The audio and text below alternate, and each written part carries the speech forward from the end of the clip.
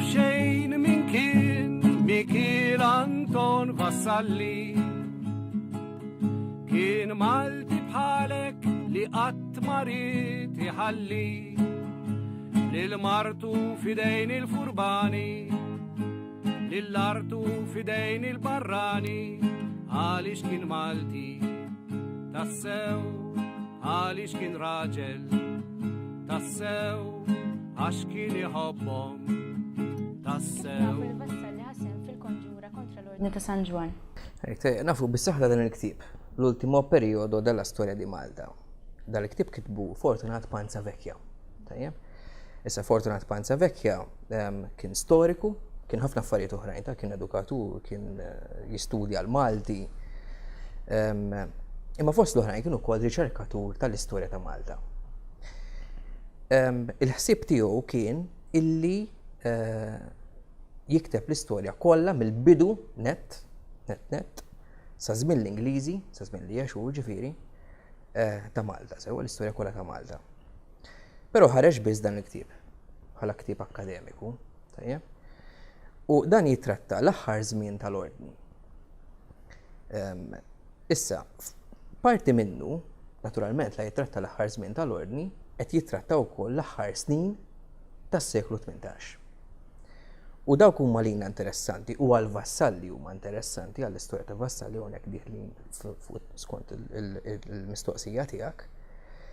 Għaliex f'dan il-ktieb insibu għall-ewwel darba illi Vassalli kien ħasem f'konfoffa kontra l-Ordni tal-Kavallieri. Issa tgħidli għaliex huwa importanti u għaliex ta' min joqgħod fuq dan il-ktieb. Dan il-ktieb ta' min joqgħod fuq għalkemm fih fil-ktieb ma ssib l-ebda referenza u l-ebda dokumentazzjoni, però fil-manuskritti tiegħu li sibnihom dan l-aħħar, in-noti ta' dan il-ktieb stess, il-manuskritti li jinsabu fl-arkivju tal-Katedral ta' Malta l-Imdina, Panzavecchia kiteb ir-referenzi u d-dokumentazzjoni tal-informazzjoni li jinniżżel imbagħad f'dan il-ktieb. U l-informazzjoni li ġabar Panzavecchia ma ġabarix biss minn kotba jew minn dokumenti minn karti oħrajn, imma ġabara u dik għalina importanti ħafna minn nies illi kienu għexu iż-żminijiet propju ta' dan l-aħħar żmien tal-ordni. Fosthom Mikil Anton Vassalli. Tajjeb. Fil-fatt f'dan il-ktieb u iktar fil-manuskritti insibu dettalji fuq il-konfoffa li Vassalli u sħabu għamlu kontra l-ordni u li Panzavecchia fin-noti tiegħu mhux fil-ktieb ma fin-noti tiegħu inniżżel f'ċerti partijiet illi dik l-informazzjoni għaddijielu Vassalli nnifsu għax jikteb taħt in-nota ex dictis Vassalli. X'wassal il-Vassalli biex jikteb memorjal lil Gran Mastru Ħampix u x'talab f'dan il-memorjal? Vassalli meta reġa' Malta minn Ruma talbuh imexxi partit, grupp ta' nies patriotti, fil-fatt kien magħruf bħala il-Klabb tal-Patriotti. Vassalli ma kienx iżomm mal-Franċiżi mill-ewwel u dan jgħidulna Panzavecchia fil-ktieb. Vassalli xtaq qabel xejn u hekk talab fil-memorjal illi Malta tibqa' titmexxa mill-kavallieri għax kien jifhem li l-kavallieri kienu jġibu ċerta stabilità, imma xtaq illi l-affarijiet ma jibqgħux hekk għal dejjem, xtaq illi fil-gvern tal-kavallieri ikun hemm ukoll il-Maltin. Bħal minti kellek it-tmien bereġġ, ikollok berġa ġdida, il-berġa ta' Malta. Fl-aħħar mill-aħħar dawn in-nies f'Malta kienu. Xtaq ukoll illi jieqaf il-ġlied minn mat-Torok. Il-kavallieri kienu edewwa maħlufin tat-Torok, kienet parti mill-istatut tagħhom, kienet ordni reliġjuża nisranija li fl-istatut kellha li trid tiġġieled lit-Tork. U Vassalli bħala Luminist ma kienx jara ħaġa ideali illi l-popli jiġġieldu minħabba ir-reliġjon. Meta il-kavallieri għal raġuni ovvja ma aċċettawx la l-ewwel proposta u lanqas it-tieni waħda, hemmhekk Vassalli ma kellux għażla oħra ħlief li jaqgħad il-Klabb tal-Patriotti, il-partit tiegħu, mal-partit tal-Franċiżi biex nigrom dak li jew Malta kienu magħrufin bħala il-ġagbini. Sewa u fil-fatt kull min kien kontra l-ordni qisu ittradixxa lis-sultan għax il-Maltin kienu jsejħulu li Gran Mastru minn dak iż-żmien beda jsejjaħ ġagbin. Illum il-kelma nużawha għal meta xi ħadd jittradixxi lill-ieħor. Mir-riċerka tiegħek, kif tifhem is-sem ta' vassalli fil-konġura ngħidu aħna kellu sem ewlieni? Skont dan li jgħid Panza Vecchia, sewwa kellu sem importanti ħafna.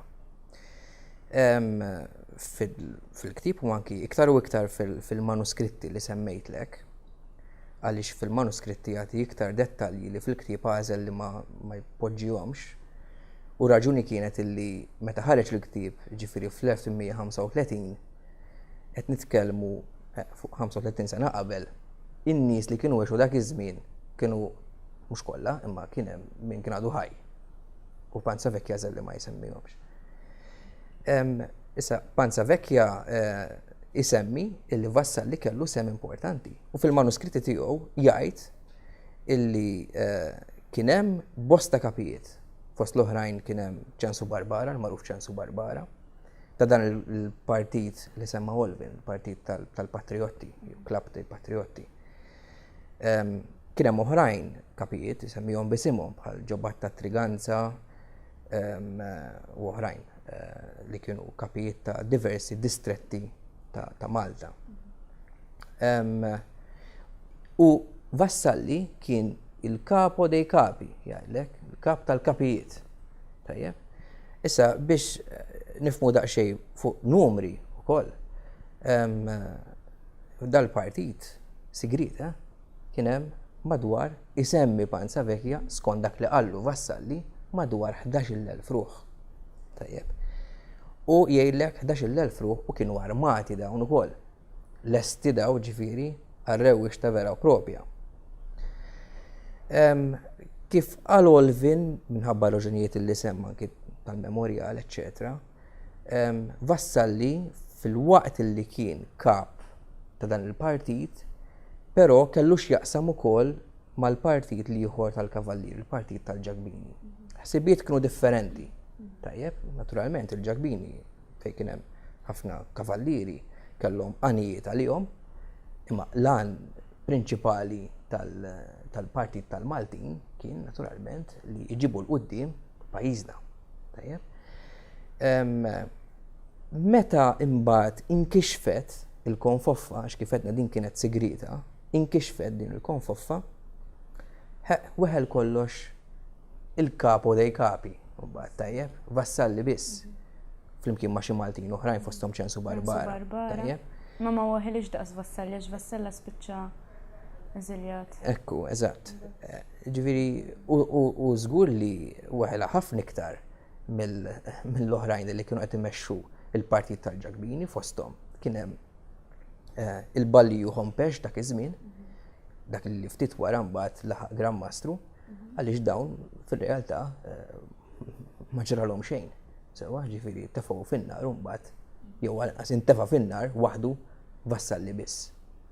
U l-Maltin biss. Jitħabat kien Vassalli għax frasu kellu ħsieb li qatt ma jfalli jisbaħ jum il-Maltin ikunu ħilsa u maqudin għal Malta jisbaħ tassew